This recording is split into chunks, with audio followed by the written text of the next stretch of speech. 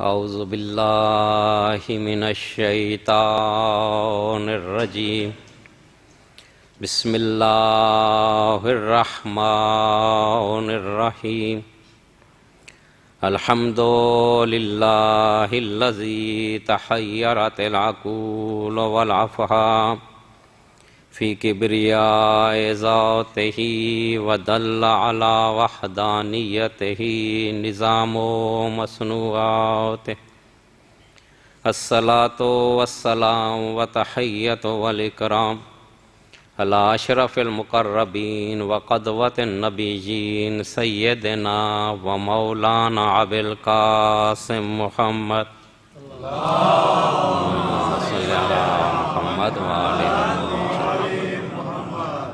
وعلی اہل بیتہ الطیبین الطاہرین المعصومین الذین ھداۃ الدین وائمۃ المؤمنین ولعنۃ اللہ علی اعدائہم اجمعین من یومنا ھذا الی یوم الدین اما بعد فقد قال اللہ الحکیم فی قرآن الکریم بسم اللہ الرحمن الرحیم قل ان کنتم تحبون اللہ فاتبعونی یحببکم اللہ ویغفر لکم ذنوبکم واللہ غفور رحیم۔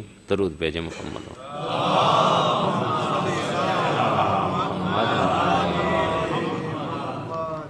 ایک بار پھر مل کے درود بھیجیں محمد وآل محمد کی ذات۔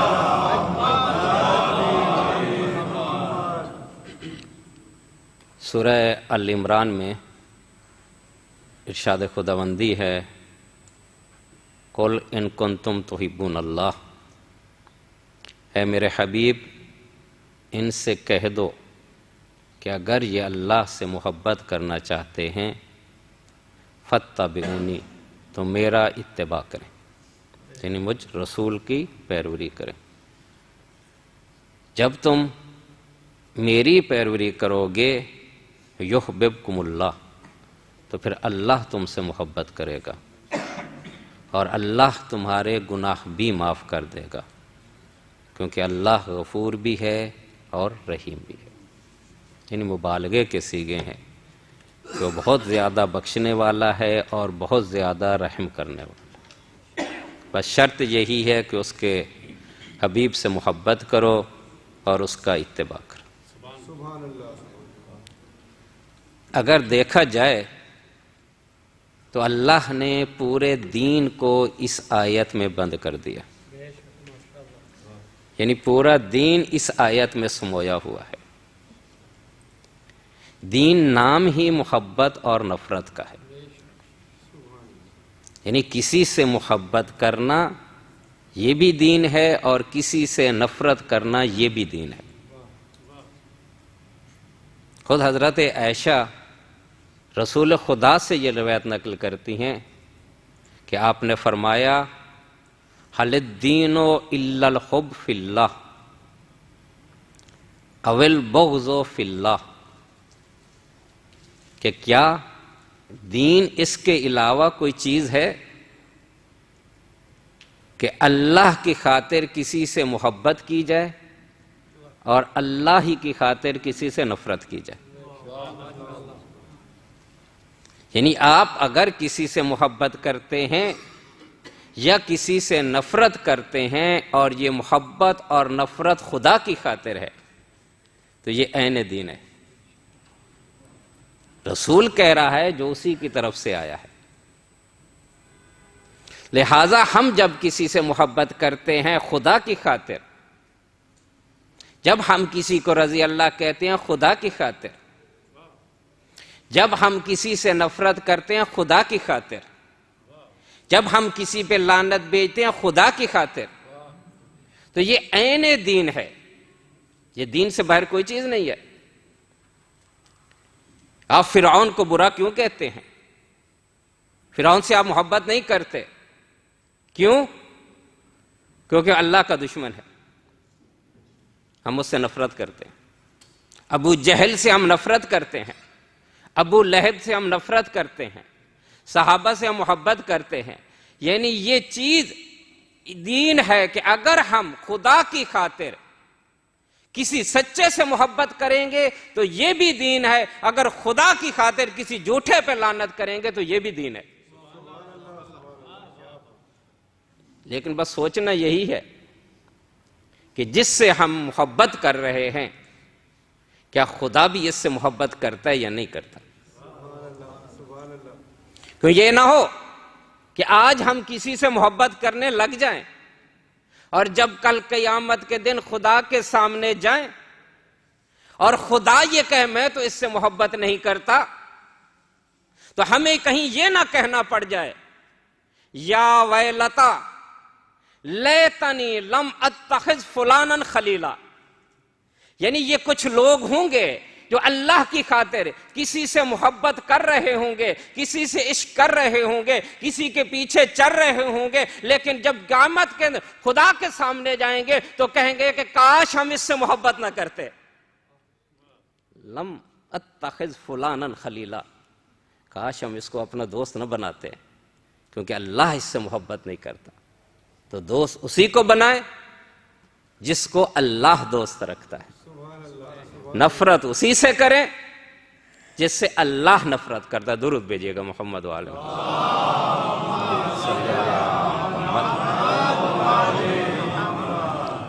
دیکھیں یہ محبت یا نفرت جب بھی ہوتی ہے کسی نہ کسی وجہ سے ہوتی ہے، اس کا کوئی نہ کوئی سبب ہوتا ہے، بغیر سبب کے محبت یا نفرت نہیں ہوتی۔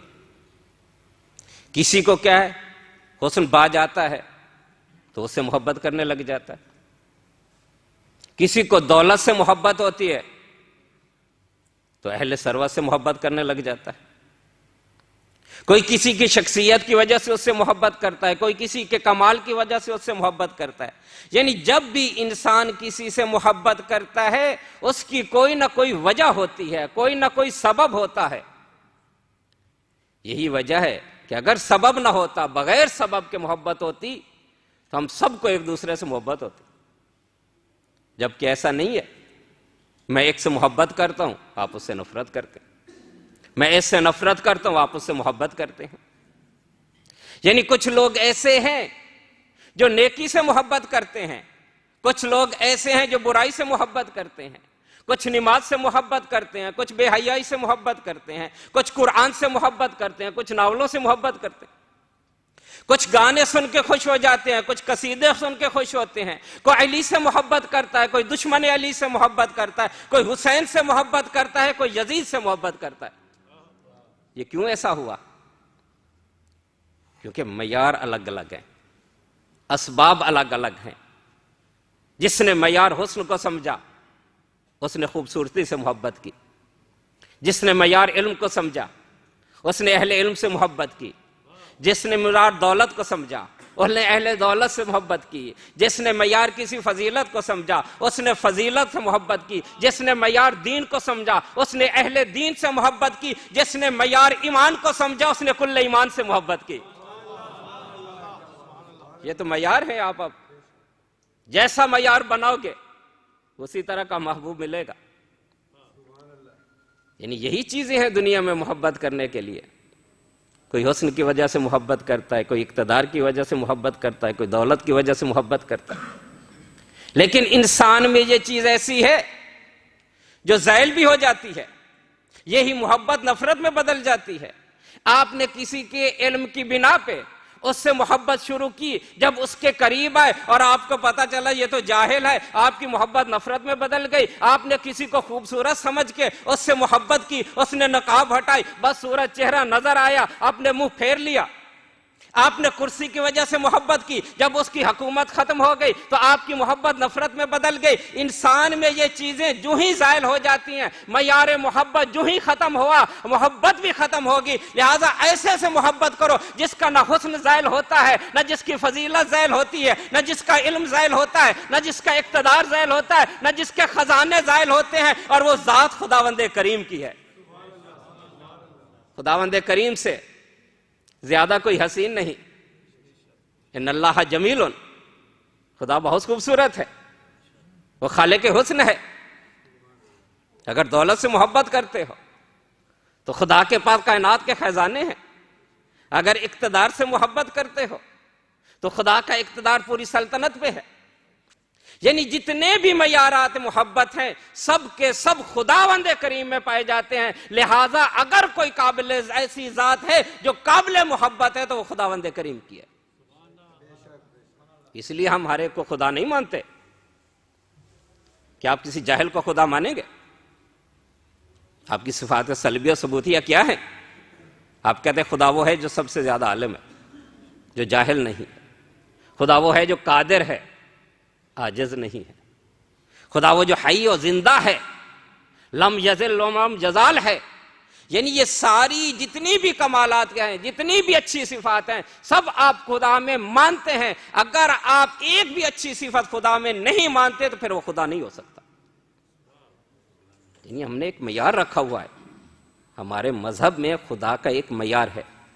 اس معیار کے بغیر ہم خدا سے محبت نہیں کرتے. اسی طرح ہم نے نبی کا بھی معیار رکھا ہے کہ اگر نبی گمراہ ہو تو ہم اسے نبی نہیں مانتے. نبی اسی کو مانیں گے جو معصوم ہوگا، جو ہدایت یافتہ ہوگا. کیونکہ جو ہدایت یافتہ نہیں ہے، جو خود گمراہ ہے، وہ ہمیں ہدایت یافتہ بنا سکتا ہے؟ جو خود جاہل ہے کیا وہ ہمیں علم کی بلندیوں پہ پہنچا سکتا ہے؟ لہٰذا اسی کو ہم نبی مانتے ہیں جو معصوم ہو، جو ہدایت یافتہ ہو. عقل بھی یہی کہتی ہے اور شریعت بھی یہی کہتی ہے.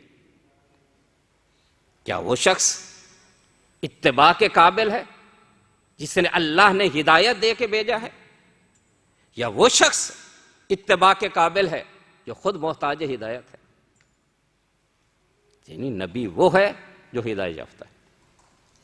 ہمارا معیار نبوت یہ ہے کہ نبی کسی کافر گھرانے میں پیدا نہیں ہو سکتا.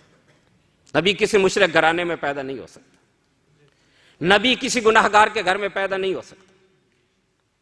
کیونکہ کافر کا بچہ کلمہ پڑھ کے مسلمان تو ہو سکتا ہے، لیکن جتنیاں بھی نیکیاں کرے وہ نبی نہیں ہو سکتا. کافر کا بچہ مسلمان ہو سکتا ہے، نیک ہو سکتا ہے، لیکن نبی نہیں ہو سکتا.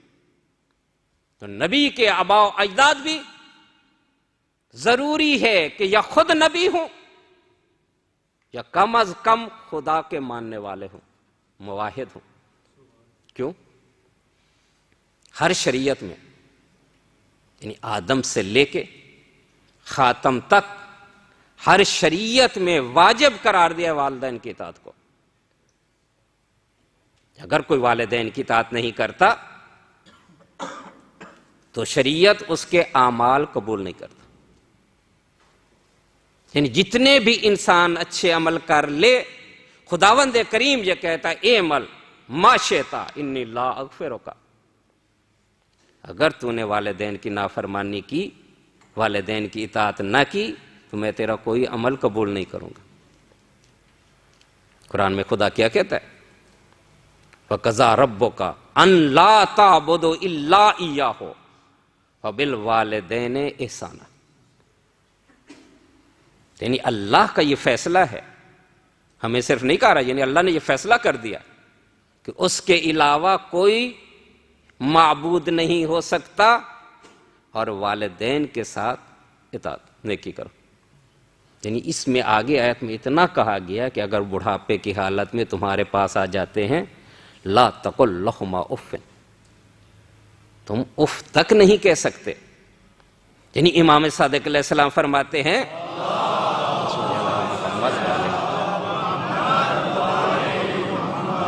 کہ اگر کوئی شخص کو والدین ڈانٹتے ہیں اور وہ سخت نظروں سے والدین کو طرف دیکھتا ہے تو اس کے اعمال حبط کر لیے جاتے ہیں. اتنی اطاعت ضروری ہے والدین کی. اور یہ والدین کی اطاعت اگر کوئی کرتا ہے تو پھر دنیا میں بھی فائدہ اٹھاتا ہے، آخرت میں بھی فائدہ اٹھاتا ہے. امام باقر علیہ السلام سے روایت ہے صلی اللہ محمد وعلی کہ من احب ان یحون اللہ ان یخفف اللہ سکرات الموت. یعنی اگر کوئی شخص یہ چاہتا ہے کہ موت مجھ پہ آسان ہو جائے، سکرات موت مجھ پہ آسان ہو جائیں، تو کیا کرے؟ اپنے رشتہ داروں سے اچھا سلوک کرے، وبالوالدین برا، اور اپنے والدین سے نیکی کرے۔ اگر اس نے ایسا کیا تو اللہ تعالیٰ اس کی موت بھی آسان کر دے گا اور وہ پوری زندگی فقر کر رہے کا نہیں چکھے گا۔ یعنی اگر کوئی شخص غریب ہے تو والدین کی خدمت کرنی شروع کر دے، امام علیہ السلام فرماتے ہیں وہ پھر کبھی بھی غریب نہیں رہے گا۔ یعنی اگر آپ کے پاس کچھ نہیں ہے، والدین کو خوش کر دیں۔ یہ سورہ بقرہ پوری اسی پہ ہے۔ بقرہ کس کو کہتے ہیں؟ گائے کو کہتے ہیں، کیونکہ اس سورہ میں ایک گائے کا تذکرہ ہے، اس لیے اس سورہ کو سورہ بقرہ کہا گیا۔ یہ گائے کون سی تھی؟ واقعہ سارا آپ کو معلوم ہے، صرف اپنے موضوع کے مطابق جو جملہ ہے وہ بیان کرنا چاہتا ہوں کہ جب وہ نوجوان لڑکی کو قتل کر دیا اور بنی اسرائیل والے سارے اکٹھے ہوئے اور حضرت موسیٰ سے آ کے یہ کہتے ہیں کہ اس کا قاتل کون ہے، تو اللہ تعالیٰ کی طرف سے یہ وحی ہوئی کہ ایک گائے کو ذبح کرو، اس کا گوشت اس خاتون کے ساتھ لگاؤ، یہ زندہ ہو جائے گی اور اپنا قاتل بتائے گی کون ہے۔ تو اسی طرح کیا گیا، لیکن وہ گائے جو ڈھونڈتے ڈھونڈتے تو کون سی گائے ہو، اس پورا واقعہ قرآن میں موجود ہے، یہ صفت اس میں ہو، اس کا رنگ یہ ہو، اس نے کبھی ہل نہ جوتے ہو، اس نے کبھی پانی نہ کھینچا ہو، نہ زیادہ بوڑھی ہو، جوان ہو۔ تو یہ پویس جو گائے اللہ نے بتائی ہے وہ پورے بنی اسرائیل میں صرف ایک جوان کے پاس تھی۔ تب اس کے پاس گئے، کہا گائے دے دو، کہا میں نے تو نہیں بیچنی، کہ اتنی قیمت لے لو، میں نے بیچنی نہیں ہے، اتنی قیمت لے لو، جتنی وہ بڑھاتے جا رہے، کہتے میں نے بیچنی نہیں ہے۔ حتیٰ کہ اب سارے بنی اسرائیل والے اکٹھے ہوئے اور کہا یہ گائے جو ہے آپ ہمیں دے دیں، اس کی جو کھال ہوگی ہم اس کو سونا اور چاندی سے بھر دیں گے۔ تو انہوں نے کہا ٹھیک ہے، یہ گائے دے دی اس نے، اور یہ سونا اور چاندی سے بھرے ہوئی کھال اس نے لے لی۔ یہ گائے آئی کہاں سے تھی اس کے پاس؟ یہ دراصل میں ایک جوان کی گائے تھی۔ وہ باپ کا بڑا فرما بردار تھا، اس کو باپ سے بڑا عشق تھا۔ ایک دفعہ اس نے کسی سے سودا کیا کہ یہ سامان لے لو، یہ پیسے دے دو، سودا مکمل ہو گیا۔ اب اس نے گھر سے جا کے سامان اٹھا کے دینا تھا۔ اب جس کمرے میں سامان پڑا تھا اس کو تالا لگا ہوا تھا، اب چابی کہاں ہے؟ والد کے سرانے پڑی، والد سوئے ہوئے۔ اب یہ کہتا ہے اگر میں اس چابی کو اٹھاتا ہوں میرا والد اٹھ جائے گا اور اس کو تکلیف ہوگی۔ اس نے چابی نہیں اٹھائی، جا کے کہتا بھائی سودا کینسل۔ شرعی مسئلہ ہے کہ جب تک پیسے نہ لیں، ایک چیز نہ دیں، سودا کینسل کیا جا سکتا۔ اس نے سودا کینسل کر دیا۔ جب آپ کو معلوم ہوا کہ اس نے میری وجہ سے، صرف میری خوشنودی کے لیے، صرف مجھے آرام پہنچانے کے لیے اپنا سودا کینسل کر دیا، تو اس نے خوش ہو کے یہ گائے اس کو عطا کی۔ یہ جو امام کہتے ہیں کہ والدین کو خوش کرو تو پھر کبھی بھی غربت نہیں آئے گی۔ چاہے جن کے والدین زندہ ہیں وہ بھی خوش کر سکتے ہیں، جن کے والدین اس دنیا سے چلے جائیں گئے وہ بھی خوش کر سکتے ہیں۔ کسی مومن کو کھانا کھلا دیں، 2 رکعت نفل پڑھ دیں، 1 سورہ فاتحہ پڑھ کے والدین کو بھیج دیں، وہ وہاں خوش ہو کے دعا دیتے ہیں۔ جب وہ وہاں دعا دیں گے اس کا اثر آپ کو اس دنیا میں ملے گا۔ اور اگر انسان دیکھو اتنی اہمیت ہے والدین کے اطاعت کی، ایک دفعہ رسول خدا جہاد کے لوگوں کو ابھار رہے تھے اور جہاد کی فضیلت بیان کر رہے تھے کہ جو شخص جہاد پہ جاتا ہے اور جا کے وہاں شہید ہو جاتا ہے تو وہ سیدھا جنت میں جاتا ہے۔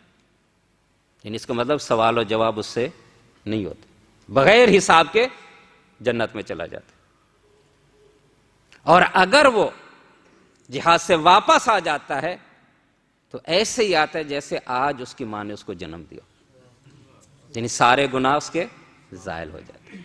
تو یہ جب سنا تو جوان ایک آیا اور کہا یا رسول اللہ میں بھی آپ کے ساتھ آنا چاہتا ہوں کیونکہ اتنی فضیلت ہے۔ رسول خدا نے کہا ٹھیک ہے جاؤ۔ پھر یہ کہتا ہے لیکن میرے بوڑھے والدین ہیں جو مجھ سے بڑی محبت کرتے ہیں۔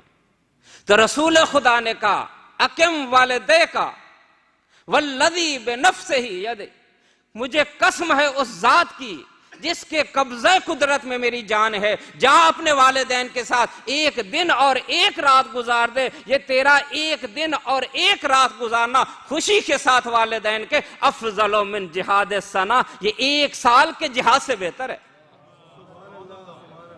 یعنی ایک رات خوشی سے گزار دے۔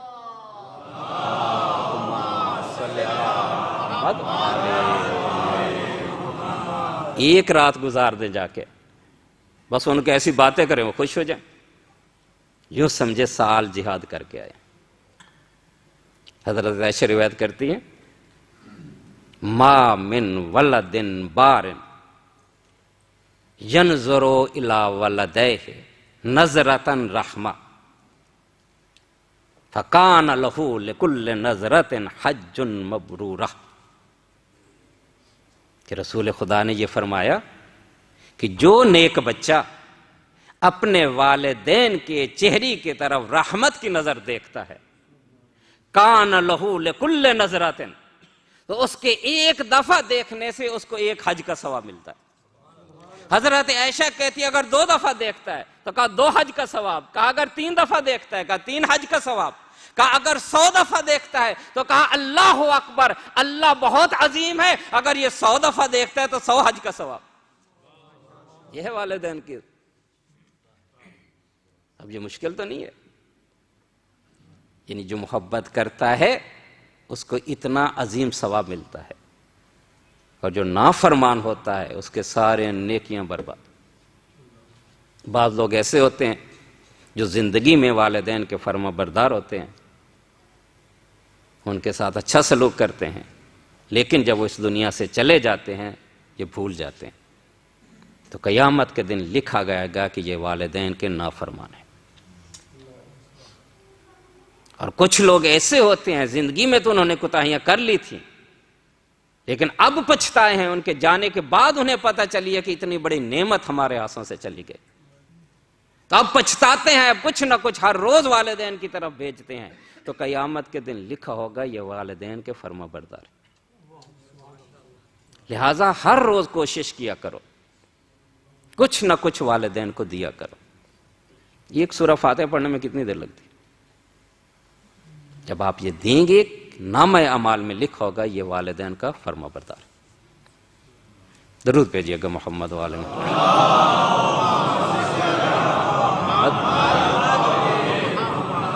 تو جب اتنی اطاعت ضروری ہے والدین کی، تو اگر نبی کا والد کافر ہو جائے تو اب نبی کیا کرے؟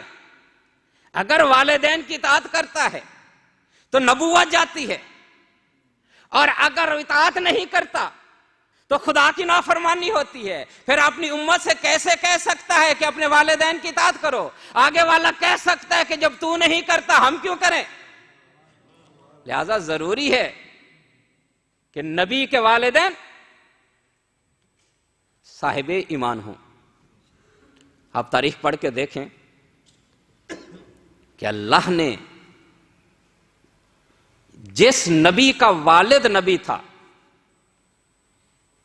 وہ تو زندہ رہا، لیکن جن انبیاء کے والد نبی نہیں تھے مسلمان، اللہ نے انہیں اس نبی کے بالغ ہونے سے پہلے اٹھا لیا۔ حضرت نوح کے والد کہاں؟ حضرت ابراہیم علیہ السلام کے والد پہلے اس دنیا سے چلے جائے، حضرت موسیٰ علیہ السلام کے والد پہلے اس دنیا سے چلے گئے، خود رسول خدا کے والد پہلے اس دنیا سے چلے گئے۔ یعنی اللہ یہ نہیں چاہتا تھا کہ میرے نبی کا سر کسی ایسے شخص کے بعد آپ نے نہ جھکے جو اس سے کمتر ہے، جو اس سے افضل ہے اسی کے سامنے جھکے۔ تو لہذا نبی کے والدین پہ کبھی کفر کا الزام نہ لگانا، کبھی شرک کا الزام نہ لگانا۔ خود نبی یہ کہتے ہیں، کل میں نے آیت پڑھی تھی کہ تو سجدہ کرنے والوں کی پشت میں آتا رہا. اور آج حدیث سنیں، رسول خدا یہ کہہ رہے ہیں خلقت انا وعلی من نور واحد. کب خلق کیا؟ قبل الخلق الآدم بألف سنہ، کہ اللہ تعالی نے حضرت آدم کی خلقت سے پہلے اللہ نے مجھے اور میرے بھائی علی کے نور کو خلق کیا تھا. وَلَمَّا خَلَقَ الْآدَمَ، اور جب اللہ نے آدم کو خلق کیا، جَعَلَ ذَلِكَ النُّورُ فِي صُلْبِهِ، تو اللہ نے وہ پہلا نور جو خلق کیا تھا آدم کے صلب میں رکھا. جب آدم جنت میں گئے، نحن فی صلبہ، ہم اس کے صلب میں موجود تھے. جب نوح کشتی پہ سوار ہوئے، ہم اس کے صلب میں موجود تھے. جب ابراہیم کو آگ میں ڈالا گیا، ہم اس کی صلب میں موجود تھے. اسی طرح یہ نور منتقل ہوتا رہا. کہاں سے؟ من الصلاب الطاہرہ الی ارحام الطاہرہ، یعنی یہ پاکیزہ صلبوں سے نور آتا رہا اور پاکیزہ رحموں میں چلا جاتا رہا، یہاں تک یہ نور پہنچا عبد المطلب کی صلب میں. فقسمنا نصفین، یہاں سے یہ نور دو ٹکڑے ہو گیا. ایک نور کا ٹکڑا عبداللہ کی صلب میں آیا، ایک نور کا ٹکڑا ابو طالب کی صلب میں آیا. اللہ کے دو نام تھے عرش پہ، ایک محمود تھا، ایک اعلیٰ تھا. اللہ نے ان دو ناموں سے دو نام مشتق کیے. محمود سے اس نے محمد کو مشتق کیا اور مجھے اس دنیا میں بھیجا، اور اعلیٰ سے علی مشتق کیا اور میرے بھائی کو علی بنا کے اس دنیا میں بھیجا. تو آیت بھی یہ کہہ رہی ہے کہ تو پاکیزہ صلبوں سے آتا رہا. روایت بھی یہ کہہ رہی ہے کہ تو پاکیزہ صلبوں سے آتا رہا. لیکن اس کے باوجود کچھ نادان دوست کیا کہتے ہیں کہ رسول کے والد کافر تھے، رسول کی والدہ کافر تھی، مشرک تھے. ہمیں نام نہیں لینا چاہتا، یعنی انس سے یہ روایت انہوں نے نقل کر دی کہ رسول خدا کے پاس ایک شخص آیا، آ کے یہ کہتا ہے یا رسول اللہ این ابی، کہ اللہ کے رسول میرے والد کہاں ہیں؟ کہ فی النار، چونکہ مشرک تھے، کہ جہنم میں. اب وہ پریشان ہو گیا کہ آپ اس کے لیے دعا نہیں کر سکتے؟ کہ گھبرانے کی ضرورت نہیں ہے، ان ابی و اباک فی النار، صرف تیرا باپ جہنم میں نہیں ہے، میرا باپ بھی جہنم میں. یہ ہے محبت رسول سے. دوسری روایت، رسول خدا کو جب معراج پہ لے جایا گیا اور ملکوت اعلیٰ دیکھے، جنت دیکھی، جہنم دیکھی، تو جہنم میں اپنے باپ کو جلتے ہوئے دیکھا کہ یا الہی، اے پروردگار، یہ تو میرے والد ہیں، ان کو معاف کر دے. تو آگے اب یہ رسول کی فضیلت بیان ہو رہی ہے. یہ جب رسول نے کہا پروردگار میرے والد کو معاف کر دے، تو اللہ نے یہ کہا یا اپنے والد کو بخشوا لے یا اپنی امت کو بخشوا لے. تو رسول خدا نے کہا امتی امتی، مجھے اپنی امت زیادہ پیاری ہے. یعنی کبھی غور کیا ہے عبداللہ کی وفات کب ہو گئی تھی؟ جوانی کے بعد کتنا عرصہ زندہ رہے؟ 5 یا 6 سال بنتے ہیں. کیا 5-6 سالوں میں انہوں نے اتنے گناہ کر لیے کہ قیامت تک آنے والی امت ایک طرف اور عبداللہ ایک طرف، کہ اللہ کہہ رہا ہے یا ان کو بخشوا لے یا باپ کو بخشوا لے. یہ کیا وجہ ہے؟ یعنی اتنے ان کے گناہ زیادہ ہیں کہ پوری امت پہ بھاری آ گئے. یہ کسی اور کی محبت بول رہی ہے، کسی اور کو بچانے کی کوشش کی جا رہی ہے. امیر المومنین جب اپنے فضائل بیان کر رہے تھے، ایک لمبا خطبہ ہے، امیر المومنین نے اس میں اپنے فضائل بیان کیے، تو ایک منافق نیچے سے بولتا ہے، کہتا ہے ٹھیک ہے علی ابن ابی طالب، یہ جو تو نے فضائل بیان کیے ہیں یہ تارے آپ کے فضائل ہیں، ان کی بنا پہ تو جنت کے اعلیٰ درجوں میں ہوگا، لیکن تیرا باپ تو جہنمی ہے. تو امیر المومنین نے غصے سے کہا کیا تو نے رسول خدا کی یہ حدیث نہیں سنی، یا علی انت قسیم النار والجنہ، کہ علی تو جنت اور جہنم کو تقسیم کرنے والا، کہ جس کا بیٹا جنت اور جہنم کو تقسیم کر رہا ہے وہ اپنے باپ کو جنت نہیں دے سکتا؟ کہ میرا باپ اگر کائنات کے پورے افراد کی شفاعت کر دے تو اللہ پوری دنیا کو جنت میں دے دے گا۔ میرا باپ تو اس مقام پہ پہنچا، یعنی رسول جو باپ کو نہیں بخشوا سکتا وہ امت کو کیا بخش پائے گا؟ یہ کوئی اور محبوب ہیں جن کی محبت ان سے یہ بات کروا رہی ہے، کیونکہ ان کے آباء و اجداد اس طرح تھے، وہ مسلمان نہیں ہوئے تھے، اب ان کو تو مسلمان نہیں کیا جا سکتا، اب رسول کے والدین کو ایسا کر دیا جائے تاکہ اگر کل کوئی ہمیں تانا دے کہ تمہارا باپ مشرک تھا تو ہم فوراً جواب میں کہہ دیں تم کیا ہوا، اگر ہمارا باپ مشرک تھا تو رسول کا باپ بھی مشرک تھا۔ یہ ان کی محبت آپ سے یہ بات کروا رہی ہے، حتیٰ کہ رسول خدا کی والدہ کو بھی انہوں نے کہہ دیا۔ روایت نقل کی عبداللہ بن مسعود سے، کہتے ہیں ہم رسول خدا کے ساتھ ایک قبرستان سے گزرے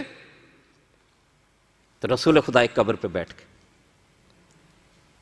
اور گریہ شروع کیا، بکا، تو ان کے رونے سے اتنا رسول خدا نے گریہ کیا کہ ان کے رونے سے ہم بھی رونے لگے، بہت دیر ہم روتے رہے۔ پھر ایک صحابی نے پوچھا یا رسول اللہ آپ اتنا گریہ کیوں کر رہے ہیں؟ کہ یہ جس قبر پہ میں بیٹھا ہوں یہ میری والدہ کی قبر ہے، میں نے اللہ سے اجازت لی میں اس قبر میں جھانک سکوں، دیکھ سکوں، اللہ نے مجھے اجازت دی، میں نے دیکھا میری والدہ عذاب میں مبتلا ہے،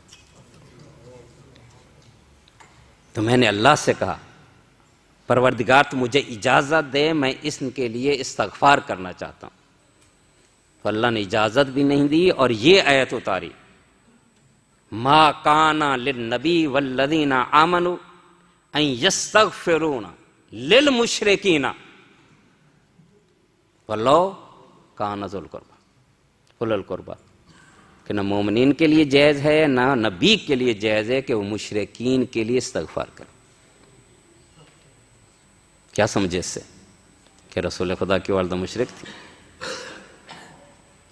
کبھی والدین کو مشرک بنا دیا، کبھی والدین کو گناہگار بنا دیا، اور کبھی خود رسول کو بنا دیا۔ رسول پہ الزام لگا تھا۔ سورہ علم نشرح، علم نشرح لک صدرک، اب اس کے ذیل میں یہ جو آپ کہتے ہیں نا یہ فلمیں بن رہی ہیں، یہ کارٹون بن رہے ہیں رسول کے، رسول کی اہانت ہو رہی ہے، یہ مواد کہاں سے لیا گیا؟ کہ انہوں نے اپنی کتابوں سے لیا، ہماری کتابوں سے لیا، یہ نادان دوستوں کی باتیں ہیں۔ اب اس آیت میں کی تفصیل میں یہ لکھتے ہیں جبرائیل آئے وشقا صدرہ، رسول خدا کے سینے کو چاک کیا گیا، چاک کرنے کے بعد اخرجا قلبہ، ان کے قلب کو نکالا گیا۔ دیکھیں عقل کی انتہا دیکھیں، جبرائیل آئے رسول کے سینے کو چاک کیا، اس سے دل کو نکالا، وغسلہ، اور اس کو دھویا، وَأَنْقَاهُ مِنَ الْمَاءِ، اور اللہ کے رسول کے گناہوں کو پانی سے پاک کیا گیا۔ کتنا اہم نقصہ بتا دیا آپ کو، جاتے جاتے بندہ آپریشن کروائے اپنے دل کو پانی سے دھلا دے، گناہ زائل ہو جائیں گے، یہی کہہ رہے ہیں نا، غسلہ وَأَنْقَاهُ مِنَ الْمَعَاصِي، یعنی ان کے سینہ چاک کیا گیا، دل نکالا گیا اور اسے پانی سے دھویا گیا۔ دھونے کے بعد کیا ہوا؟ ثُمَّ مَلَهَا عِلْمًا وَإِيمَانًا، اس کے بعد علم اور ایمان سے بھرا گیا۔ یعنی نبوت کے سینے کو چاک کرنے سے پہلے نہ رسول کے پاس کوئی علم تھا، نہ رسول مومن تھے، یہ بعد میں علم بھی رکھا گیا، ایمان بھی رکھا گیا۔ علم نشرح کی جا کے تفسیر دیکھیے گا، تفسیر کبیر میں یہ لکھا ہو۔ حالانکہ یہ شرح صدر تعریف ہے رسول کی، یہ رسول کی شان ہے، یہ سورہ رسول کی شان بیان کر رہا ہے، انہوں نے مذمت بنا دی۔ بات میری سمجھ میں آ رہی ہے نہیں آ رہی؟ پریشان لگ رہے ہیں آپ لوگ، کیا وجہ ہے؟ محمد والے محمد صلی اللہ محمد ظاہر عظمت رسول پہ ہم نے گفتگو کرنی ہے تو ایسی باتیں تو آئیں گی۔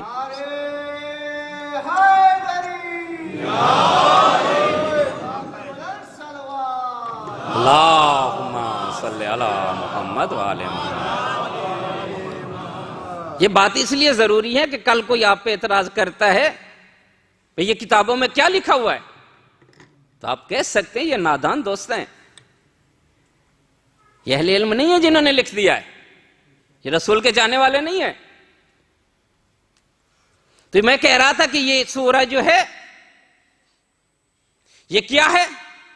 رسول کی شان بیان کی جا رہی ہے۔ خداوند کریم سورہ قرآن میں کیا کہتا ہے؟ فَمَن يُرِدِ اللَّهُ أَن يَهْدِيهِ يَشْرَحْ صَدْرَهُ لِلْإِسْلَامِ، کہ اللہ تعالیٰ جسے ہادی بنانا چاہتا ہے اللہ اس کے سینے کو اسلام کے لیے کھول دیتا ہے۔ وَمَن يُرِدِ اللَّهُ أَن يُضِلَّهُ، اور اللہ جس کے گمراہی میں چھوڑنا چاہتا ہے اللہ اس کے سینے کو تنگ کر دیتا ہے۔ یعنی اس آیت میں دو باتیں بیان کی کہ اگر اللہ کسی کو ہادی بنانا چاہتا ہے تو اس کا سینہ اسلام کے لیے کھول دیتا ہے، اور جو گمراہ کرنا چاہتا ہے جس کو، اس کا سینہ تنگ کر دیتا ہے۔ جب رسول خدا سے یہ پوچھا گیا کہ اس کا معنی کیا ہے، اس کی تفسیر کیا ہے، کیسے اللہ سینے کو کھولتا ہے، کیسے اللہ سینے کو تنگ کر دیتا ہے، تو رسول خدا نے کہا نور یقذف فیہ یشرح صدرہ، کہ اللہ تعالیٰ نور کا ایک قطرہ اس کے سینے میں رکھ دیتا ہے۔ جب اللہ نور کا ایک قطرہ اس کے سینے میں رکھتا ہے تو اس کا سینہ اسلام کے لیے کھل جاتا ہے۔ کون کہہ رہا ہے؟ اللہ کا رسول۔ یعنی اگر اللہ کسی کو شرح صدر عطا کرنا چاہتا ہے تو نور کا ایک قطرہ اس کے سینے میں رکھ دیتا ہے۔ اور یہ آیت بھی ہے من یشرح صدرہ للاسلام فہو علی نور من ربہ، کہ جو شرح صدر جس کو حاصل ہوتا ہے وہ کیا ہوتا ہے؟ اپنے رب کے نور کی طرف سے ہوتا ہے۔ ویل لقاسیۃ القلوب، ہلاکت ہے ان قلوب کے لیے، ان دلوں کے لیے جو اللہ کے دل سے غافل ہیں۔ اب اس آیت میں اللہ نے دو طرح کے افراد کا ذکر کیا ہے، یعنی کچھ افراد ایسے ہیں کہ جن کے سینوں میں نور کا قطرہ ہے اور اس نور کی وجہ سے ان کے سینے اسلام کے لیے کھل گئے، اور کچھ لوگ ایسے ہیں کہ جن کے سینوں میں نور نہیں ہے لہٰذا وہ قسی القلب ہیں، وہ اسلام سے دور ہیں، کہ اگر ایک نور کا قطرہ آ جائے تو سینہ اسلام کے لیے کھل جاتا ہے۔ اب حدیث کیا کہتی ہے؟ اول خلق اللہ نوری، کہ اللہ نے سب سے پہلے میرے نور کو خلق کیا، یعنی جب کچھ بھی نہیں تھا، کوئی نبی نہیں تھا، کوئی ولی نہیں تھا، کوئی زمین نہیں تھی، کوئی آسمان نہیں تھا، صرف اللہ تھا، اور اس نے ایک نور کو خلق کیا جو منجسم نور ہے۔ کیا 40 سال کے بعد اس کے سینے کو کھولا گیا؟ وہ تو مجسم نور ہے۔ اللہ کہتا ہے ایک قطرہ ہو تو اس کو شرح صدر حاصل ہو جاتا ہے، یہ تو مجسم نور ہے۔ اس کے بارے میں آپ کہہ رہے ہو کہ شرح صدر ہو، سینے کو چاک کیا گیا۔ حضرت موسیٰ علیہ السلام نے اللہ سے ایک دعا مانگی تھی۔ جب اللہ نے حضرت موسیٰ سے یہ کہا اذهب الی الفرعون انہ طغی، اے موسیٰ فرعون کے پاس جاؤ کیونکہ وہ نافرمان ہو گیا، تو حضرت موسیٰ نے کیا کہا تھا؟ رب اشرح لی صدری ویسر لی، پروردگار میرے سینے کو کھول دے، میری گفتگو کو آسان کر دے تاکہ وہ میری بات سمجھ لے۔ وَاجْعَلْ لِي وَزِيرًا مِّنْ أَهْلِي ہارون اخی۔ اے پروردگار، جب کہا کہ فرعون کے مقابلے میں جانا ہے، یعنی جو بادشاہ ہے، جو طاقتور ہے، جب اللہ نے کہا اے موسیٰ جاؤ، تو اس وقت موسیٰ یہ کہہ رہے ہیں کہ میرے سینے کو کھول دے۔ یعنی موسیٰ نبی بھی ہے، مومن بھی ہے، اس کے بعد شرع صدر مانگ رہا ہے، اور جو فخر موسیٰ ہے وہ پہلے شرع صدر ہوا پھر مومن ہوا۔ کہا مجھے شرع صدر عطا کر اور میرے اہل میں سے میرے بھائی کو میرا وزیر قرار دے۔ وہ کرے کیا؟ اشدد بہی ازری، جس کے ذریعے سے میری پشت مضبوط ہو جائے اور جو میرے امر میں شریک ہو۔ یعنی اپنے بھائی کے لیے حضرت موسیٰ نے دو چیزیں مانگی ہیں، یعنی وہ اتنا شجاع ہو، اتنا طاقتور ہو کہ میرا پشت پناہ بن جائے، اگر وہ میرے پیچھے کھڑا ہو تو پھر مجھے کسی سے ڈر نہ لگے، میں کسی سے نہ گھبراؤں، اور وہ میرے امر میں شریک ہو، یعنی جس طرح میں اللہ کی ولایت اور نبوت لے کے آیا ہوں وہ بھی اس میں شریک ہو۔ اور یہی چیز رسول نے مانگی تھی۔ امام فخر الدین رازی اپنی کتاب تفسیر کبیر میں جب اس آیت کی تفسیر لکھتے ہیں، انما ولیکم اللہ ورسولہ والذین آمنوا، کیا تمہارا ولی اللہ ہے، تمہارا ولی اس کا رسول ہے، اور وہ مومن ہے جس نے زکوٰۃ دی تھی حالت رکوع میں۔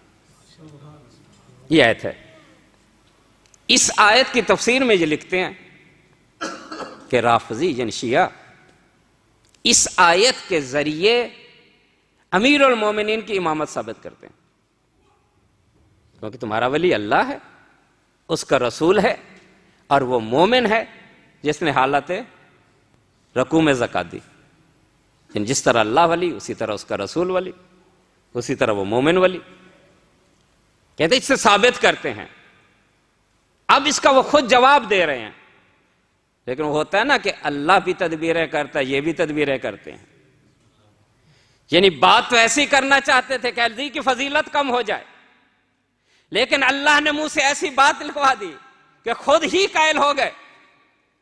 اب اعتراض کیا انہوں نے کہا ولی کا معنی اگر حاکم اور سرپرست ہو تو پھر تو علی کی ولایت ثابت ہوتی ہے اور علی امام برحق بنتے ہیں، اور رسول کے بعد وہی نمائندہ الہی۔ خود کہہ رہے ہیں، کہتے ہیں لیکن ولی کے معنی محبوب کے بھی ہیں، ولی کے معنی ناصر کے بھی ہیں، مددگار کے بھی ہیں، اور ولی کے معنی حاکم کے بھی ہیں۔ یعنی تین معنی ہیں ایسے۔ کہتے ہیں اگر ولی کا معنی ہم مددگار لیں تو پھر آیت کا ترجمہ یہ ہوگا کہ انما ولیکم، یقیناً تمہاری مدد کرنے والا، تمہارا مددگار یا اللہ ہے یا اس کا رسول ہے یا وہ مومن ہے جس نے زکوٰۃ دی۔ یعنی کل تو ہمیں یہ کہہ رہے تھے کہ اگر یا علی مدد کہا تو شرک ہو جائے گا، آج خود ہی کہہ رہے ہیں یا مدد مانگو اللہ سے، یا مدد مانگو رسول سے، یا مدد مانگو علی سے، کیونکہ یا اللہ تمہارا مددگار ہے۔ کہتے ہیں اگر مدد مانا کریں مددگار کا تو یہ ترجمہ بنے گا، اور اگر اس کا معنی محبوب کے کریں تو پھر ترجمہ یہ بنے گا۔ دیکھو ہم جب فضیلت بیان کرتے ہیں محبت میں آ کے جوش ہمارا بڑھتا ہے تو کیا کہتے ہیں کہ یہ غالی ہو گئے، یہ کیوں اتنی فضیلتیں بیان کر رہے ہیں؟ اب خود کیا کہہ رہے ہیں کہ اگر ولی کا معنی محبوب کے کیا جائے تو پھر ترجمہ یہ ہوگا کہ اگر کوئی محبوب ہو سکتا ہے تو یا اللہ ہو سکتا ہے یا اس کا رسول ہو سکتا ہے یا علی ابن ابی طالب ہو سکتا ہے، لیکن اللہ تک تو یہ صحیح ہے، کیونکہ محبت کا یہ تقاضا ہے کہ دوست کے دوست سے دوستی رکھی جائے، دوست کے دشمن سے دشمنی رکھی جائے۔ یہ محبت کا تقاضا ہے، یہ محبت کا اصول ہے۔ اس لیے جب کہا کہ اللہ ہمارا محبوب ہے تو جو اللہ کے دوست تھے ان سے دوستی رکھی، جو اللہ کے دشمن تھے ان سے دشمنی رکھی، رسول اللہ کا دوست ہے رسول سے دوستی رکھی، جو بھی نیک بندے تھے وہ اللہ کے دوست ہیں ان سے دوستی رکھی، لیکن فرعون سے دشمنی رکھی، نمرود سے دشمنی رکھی، شداد سے دشمنی رکھی، اس لیے کہ وہ اللہ کے دشمن ہے۔ تو جو دوست کا دشمن ہوتا ہے وہ ہمارا بھی دشمن ہے۔ اسی طرح رسول کے بارے میں بھی کہا جو رسول کے دوست ہیں وہ ہمارے دوست ہیں، جو رسول کے دشمن ہیں وہ ہمارے دشمن ہیں۔ اس لیے صحابہ سے دوستی رکھی، ابو جہل سے دشمنی رکھی، ابو لہب سے دشمنی رکھی، کیونکہ یہ اللہ کے رسول کے دوست نہیں ہے۔ لیکن یہ قاعدہ علی میں آ کے کیوں بدل گیا؟ یہاں بھی یہی کہو جو علی کا دوست وہ ہمارا دوست، جو علی کا دشمن وہ ہمارا دشمن، لیکن یہاں کیا کہتے ہو؟ علی بھی ہماری آنکھوں کی ٹھنڈک، علی کا دشمن بھی ہماری آنکھوں کی ٹھنڈک، علی بھی رضی اللہ، فلاں بھی رضی اللہ، جس نے علی کے خلاف جنگ کی وہ بھی رضی اللہ، جس نے علی کا ساتھ دیا وہ بھی رضی اللہ۔ یہ قانون کیوں بدل گیا؟ کہ محبت کا تقاضا تو یہی ہے کہ علی میں بھی وہی لے کے آؤ، لیکن یہاں آ کے کہتے ہیں نہیں، قاتل علی بھی ہمارا دوست، علی بھی ہمارا دوست، علی کو گالی دینے والا بھی ہمارا دوست، علی بھی ہمارا دوست۔ یہ ہے دوسرا معنی۔ تیسرا معنی کیا کرتے ہیں؟ کہتے ہیں اگر ولایت کا معنی یہاں ولی کا معنی ولایت اور حاکمیت کیا جائے تو پھر اہل تشیع کی بات سچ ثابت ہوتی ہے کہ تمہارا ولی، تمہارا حاکم و سرپرست اللہ ہے، اس کا رسول ہے اور علی ہے۔ جو میں نے کہا تھا نا اللہ بھی تدبیریں کرتا ہے، مکر اللہ مکرو و مکر اللہ، تم بھی تدبیریں کرو ہم بھی تدبیر کرتے ہیں۔ اب اس میں یہ کہتے ہیں کہ حضرت ابو ذر غفاری یہ روایت نقل کرتے ہیں کہ ہم نے ظہر کی نماز پڑھی جماعت کے ساتھ، نماز ختم ہوئی، ہم مسجد میں بیٹھے ہیں، علی اٹھے، علی نے نماز شروع کی، ایک سائل آیا اور اس نے سوال کیا کہ ہے کوئی اللہ کے نام پہ مجھے دینے والا؟ کسی نے کچھ نہیں دیا، تو سائل نے یہ جواب دوبارہ سوال کیا، پروردگارا اللہم انی سألت فی مسجد ولم آتنی احد، کہ دیکھو پہلے بھی اس نے سوال کیا تھا، کسی نے کچھ نہیں دیا، اب وہ کیا کہہ رہا ہے؟ پروردگارا تیرے گھر میں کھڑا ہو کے سوال کر رہا ہوں۔ اب گھر میں جب اس نے کہا، امیر المومنین نے انگلی کا اشارہ کیا، کیونکہ اب وہ اللہ کے گھر سے مانگ رہا ہے، تو جو دے گا وہی دے گا جو اللہ کے گھر سے آیا ہے۔ علی نے اشارہ کیا، اس نے آ کے انگلی سے انگوٹھی اتار لی، جب انگوٹھی اتاری تو رسول خدا بھی یہ دیکھ رہے تھے۔ اس وقت رسول خدا نے یہ کہا، پروردگارا ان اخی موسیٰ یسألک، اے پروردگار میرے موسیٰ بھائی موسیٰ نے تو اس سے ایک سوال کیا تھا، رب اشرح لی صدری ویسر لی وامری، اے پروردگار میرے سینے کو کھول دے، میری گفتگو کو آسان کر دے، واجعل لی من اہلی وزیرا من اہلی ہارون اخی، یعنی موسیٰ سوال کر رہے ہیں، یہاں بھی تھوڑا سا فرق آ گیا۔ حضرت رسول خدا کیا کہہ رہے ہیں کہ اے پروردگار میرے بھائی موسیٰ نے سوال کیا تھا کہ میرا ایک وزیر بنا، وہ وزیر میرے اہل میں سے ہو، وہ میرا بھائی ہو، وہ وزیر کون ہوگا؟ ہارون ہے جو حضرت موسیٰ کا بھائی ہے۔ اب یہ ہارون کو مانگا اللہ کے رسول نے، یعنی موسیٰ نے مانگا اللہ سے، لیکن کہا میرے گھر میں سے ہو۔ اب رسول بھی یہی کہہ رہے ہیں، پروردگارا واجعل لی وزیرا، لیکن اس روایت میں یہ نہیں کہا کہ من اہلی، کہ میرے گھر سے عطا کر، کہ پروردگارا تو مجھے ایک وزیر عطا کر، کہاں سے کر؟ اب اللہ نے پردہ چاک کر دیا، اے میرے حبیب مجھ سے دعا مانگ، واجعلنی من لدنک سلطانا نصیرا، پروردگارا اپنے گھر سے مجھے وزیر عطا کر۔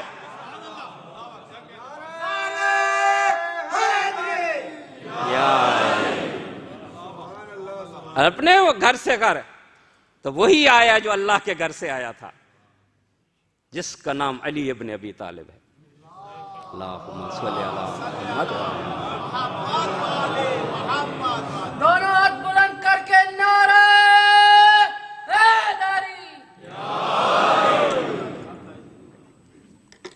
علی کو کیوں مانگا تھا؟ رسول نے کیوں مانگا تھا؟ یہ سب پیچھے کل لفظ آیا ہے کہ رسول تو مانگ، تاکہ کل کو یہ نہ کہہ دے کہ رسول نے اپنے جذبات میں اپنی خواہش میں مانگ لیا تھا، نہ اللہ کی رضا اسی میں تھے کہ علی کو مانگا جائے۔ تو کیوں مانگا تھا موسیٰ نے؟ اشدد بہی ازری، تاکہ وہ میرا پشت پناہ ہو، جو فرعون کی آنکھوں میں آنکھیں ڈال سکے، جو اتنا شجاع ہو، اتنا بہادر ہو کہ فرعون کا سامنا کر سکے، جو میری نبوت کو مضبوط کر سکے۔ اب رسول نے بھی اسی لیے مانگا تھا۔ جب تک علی نہیں آئے رسول نے کار رسالت شروع نہیں کیا، اس انتظار میں تھے کہ وہ پشت پناہ آئے گا، وہ میرا مددگار آئے گا تو پھر شروع کروں گا۔ بس مومنو، ایک دفعہ رسول خدا مکہ کی گلیوں میں چلے، تبلیغ رسالت شروع کی، جب واپس آئے تو لہو لوہان تھے۔ امیر المومنین پوچھا کیا ہوا؟ کہ میں نے تبلیغ کی ہے، میں نے انہیں اللہ کی دعوت دی ہے اور انہوں نے مجھے پتھر مارے ہیں۔ تو امیر المومنین نے کہا کل میں آپ کے ساتھ چلوں گا۔ اب دوسرے دن رسول آگے آگے، فاطمہ کا لال پیچھے پیچھے، ابو طالب کا حیدر قرار پیچھے پیچھے۔ اب جس بچے نے بھی، کیونکہ مشرکین نے یہی طے کیا تھا کہ ہم نہیں ماریں گے، بچوں کو بھیجیں گے، تو جس بچے نے رسول خدا پہ ہاتھ اٹھایا امیر المومنین نے اس کا ہاتھ توڑ دیا۔ جس نے کچھ کہا امیر المومنین نے ویسا زخم لگایا۔ شام کو قریش مکہ اپنے بچوں کو لے کے ابو طالب کے پاس آئے۔ ابو طالب نے پوچھا یہ کیا ہوا؟ یہ اس کی آنکھ کس نے پھوڑ دی؟ یہ ہاتھ کس نے توڑ دیا؟ کہا تیرے بیٹے نے۔ امیر المومنین کو بلایا ابو طالب نے، بیٹا اس کی آنکھ تو نے توڑی، اس کا ہاتھ تو نے توڑا، اس کی ٹانگ تو نے زخمی کی؟ کہاں یا باب؟ کیوں؟ کہا اس لیے کہ میرے بھائی نے اللہ سے مجھے اس لیے لیا تھا کہ اگر مجھ سے مصیبت آئے تو یہ علی میری حفاظت کرے۔ اب ایمان ابو طالب دیکھو، قریش مکہ کھڑے ہیں، بڑے بڑے سردار کھڑے ہیں، اب ان کے تسلی کے لیے اپنے بیٹے کو ڈانٹ دیتے، لیکن ڈانٹا نہیں بلکہ علی کو گلے لگا کے کہا اے میرے بیٹے علی، یاد رکھنا اگر تیری زندگی میں اس رسول پہ کوئی حرف آیا تجھے معاف نہیں کروں گا۔ یہ ہے ایمان ابو طالب۔ تو اس کا مددگار بن کے آیا ہے، تیری زندگی میں کوئی اس کو تکلیف نہ پہنچے۔ تو علی نے ہر مقام پہ رسول کی مدد کی۔ کوئی بھی جنگ دیکھ لیں، مکہ دیکھ لیں، جنگ بدر دیکھیں، احد دیکھیں، خیبر دیکھیں، حنین دیکھیں، ہر جگہ پہ علی پشت پناہ بنا، اپنے بھائی کی حفاظت کی۔ جب رسول خدا اس دنیا سے چلے گئے تو دین کی حفاظت کی، اور جب دین خود چلے گئے تو رسول علی کی اولاد نے حفاظت کی۔ اسی دین کے لیے اولاد علی قتل ہوئی۔ خود امام نے یہی کہا کہ میں حکومت لینے نہیں جا رہا، میں تو اپنے بابا اور دادا کا، نانا کا دین بچانے جا رہا ہوں۔ دیکھیں رونا تو ہمیں اس بات پہ ہے، یہ تو مرد کی شان ہے، شہید ہو جاتا ہے ایک اچھے ہدف کے لیے، مرد کی شان ہے، شجاعت کی شان ہے، لیکن جب ناموس پہ بات آتی ہے تو بڑا مشکل لگتا ہے۔ اور علی کی بیٹیاں، علی کی پوتیاں جو مخدرات عصمت تھیں، انہوں نے بھی دین کی خاطر اپنا سب کچھ لوٹا دیا۔ جناب سکینہ کی کتنی عمر تھی؟ 4 یا 5 سال۔ یعنی اتنے تو مصائب آئے اس معصوم بچی پہ کہ تاریخ نے ثبت کر لیے۔ عزادارو، جب سب لٹ گئے، سب شہید ہو گئے تو کیا ہوا؟ خیموں کو جلا دیا گیا۔ حمید ابن مسلم یہ روایت نقل کرتا ہے کہ میں نے دیکھا ایک 4 سال کی بچی ہے، اس کے دامن کو آگ لگی ہوئی اور وہ میدان میں بھاگ کے بابا کو پکارتی ہوئی بھاگے جا رہی ہے، یا ابتے یا ابتے۔ تیرے چھوٹی معصوم بچی کس کو پکارے؟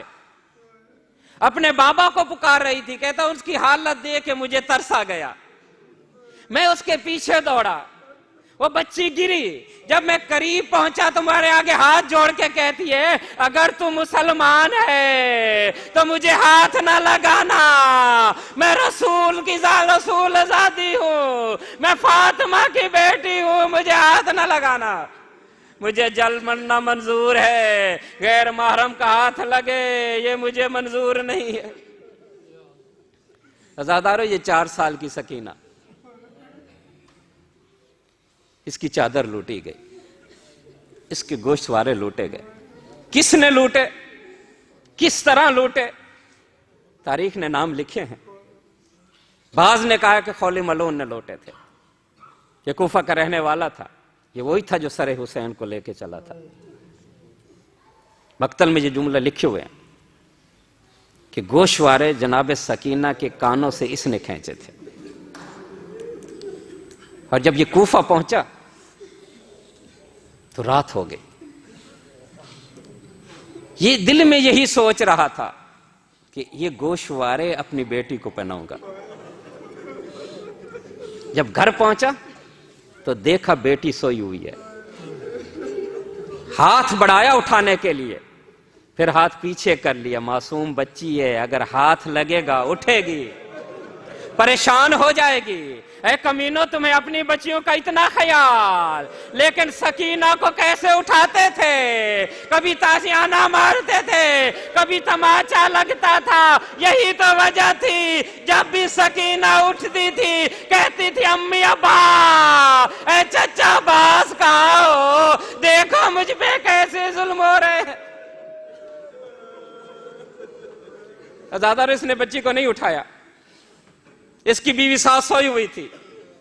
اب اس کی بیوی کہتی ہے میں نے خواب میں دیکھا ایک نور کی ہماری اتری ہے، اس میں ایک برقع پوش بی بی ہے، وہ ہمارے گھر میں آ کے بیٹھی ہے، اس کی گود میں ایک 4 یا 5 سال کی بچی ہے، جس کے رخسار پہ تماچوں کے نشان ہیں، جس کے کانوں سے خون بہ رہا ہے، اور وہ بچی مسلسل رو رہی ہے۔ میں کہتا ہے مخدرہ، اے بی بی تو کون ہے؟ تو ہمارے گھر میں کیوں آئی ہے؟ کہا میں تیرے نبی کی بیٹی فاطمہ ہوں، کہ یہ میری بیٹی، یہ حسین کی بیٹی سکینہ ہے۔ کہا اس کا رخسار کیوں سرخ ہے؟ کہا یہ تماچوں کے نشان ہے۔ کہا اس کے کانوں سے خون کیوں بہ رہا ہے؟ کہا تیرے شوہر نے سے گوشوارے کھینچے ہیں اور اپنے تکیے کے نیچے رکھ کے سویا ہوا ہے کہ اپنی بیٹی کو پہنا ہے۔ بس یہ جب خواب دیکھا اس نے، یہ تڑپ اٹھی، اس نے اپنے شوہر کو جگایا، او ملعون تو کہاں سے آیا ہے؟ کس کے گوشوارے چھین کے آیا ہے؟ کہا حسین کی بیٹی تھی، 4 سال کی عمر تھی، میری بیٹی بھی اتنی ہے، اس کے گوشوارے چھینے ہیں تاکہ اپنی بیٹی کو پہناؤں گا۔ کہ لعنت ہے تجھ پہ، اور جو تو گوشوارے پہنا ہے، آج کے بعد میں تجھ سے جدا ہو گئی۔ بس ایک جملہ اور سن لے عزادارو، جب یہ کارواں جا رہا تھا کوفہ کی طرف، ایک مقام پہ یہ کارواں رک گیا، اب سر حسین آگے نہیں بڑھا۔ شمر ملعون سید سجاد کے پاس آیا، کہ سجاد تیرے بابا کا سر آگے کیوں نہیں چل رہا؟ کہ ملعون کیسے آگے چلے، اس کے سینے پہ سونے والی پیچھے گر گئی ہے، وہ صحرا میں گر گئی ہے۔ بس بی بی زینب نے سنا، اب بی بی زینب پیچھے چلی، اب علی کی بیٹی گئی تو کیا دیکھا؟ ایک برقع پوش خاتون ہے، اور اس نے ایک بچی کو اٹھایا ہوا ہے۔ اب بی بی کہتی ہے اے برقع پوش خاتون، اس وقت میرے پاس کچھ نہیں ہے، میں لٹ چکی ہوں، اب میں البتہ اپنی ماں سے قیامت کے دن تیری سفارش ضرور کرواؤں گی۔ بس یہ کہنا تھا، بی بی نے نقاب الٹا، کہ زینب اپنی ماں کو نہیں پہچانا، میں میں ہی تیری ماں فاطمہ ہوں. بس یہ کہنا تھا. بی بی نے ماں کو گلے لگایا. کہا ماں بھائیو جب حسین مارے گئے ہماری چادریں چھینی گئی. اماں دے میری چادر نہیں ہے, کوفہ کا بازار ہے اور میں قیدی ہوں, مجھے اسی طرح لے جایا جائے. سیعلم الذی ظلم ای منقلب ینقلبون. پروردگارہ ہمارے سانسوں کو قبول فرما. پروردگارہ جو بھی اس مجلس میں حصہ لیتے ہیں, جس طرح کا بھی حصہ لیتے ہیں, پروردگارہ ان کی توفیقات میں اضافہ فرما. یا اللہ محمد و آل محمد کا واسطہ ہمارے گناہوں سے, ہماری خطاؤں سے درگزر فرما.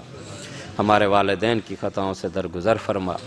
یا اللہ محمد و آل محمد کا واسطہ جو مومنین مریض ہیں اور جنہوں نے دعا کے لیے کہا ہے, خصوصاً پروردگار ان کو صحت کاملہ عطا فرما. یا اللہ محمد و آل محمد کا واسطہ جو مومنین پریشان ہیں ان کی پریشانیوں کو دور فرما. جو مومنین حاجات رکھتے ہیں پروردگار ان کی حاجات کو بھر لا. یا اللہ محمد و آل محمد کا واسطہ جو مومنین مقروض ہیں ان کے قرض غیب سے عطا کر دے. جو مومنین بے اولاد ہیں ان کو اولاد نرینہ سے نواز. جو مومنین بے روزگار ہیں ان کو روزگار عطا فرما. پروردگارہ امام زمانہ کے ظہور میں تعجیل فرما اور ہمیں ان کے انصار و اوان میں سے قرار